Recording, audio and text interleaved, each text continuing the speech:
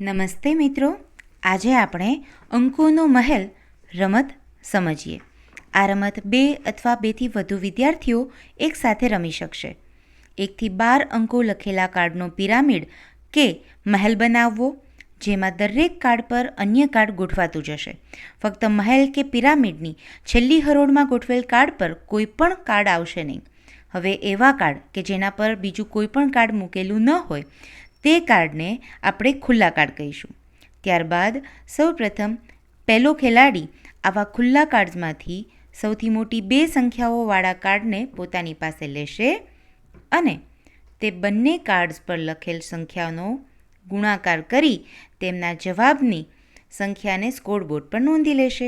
હવે બીજો ખેલાડી તેમના વારામાં બાકી રહેલ ખુલ્લા કાર્ડ્સમાંથી સૌથી મોટી 2 સંખ્યાઓવાળા કાર્ડ્સ લઈ તે બંને કાર્ડ્સ પર લખેલ સંખ્યાઓનો ગુણાકાર કરી મળેલ જવાબને પોતાની નોંધપોથીમાં નોંધશે. આવી રીતે વારાફરતી બંને ખેલાડીઓ ખુલ્લા કાર્ડ્સમાંથી સૌથી મોટા 2 અંકોનો ગુણાકાર કરી પોતાની નોંધપોથીમાં નોંધે છે અને અંતે તે દરેક વારામાં મળેલ ગુણનફળની કુલ સંખ્યાઓનો સરવાળો કરશે અને જેમને સરવાળા બાદ મોટી સંખ્યા મળશે તે વિદ્યાર્થી વિજેતા જાહેર થશે. Thank you.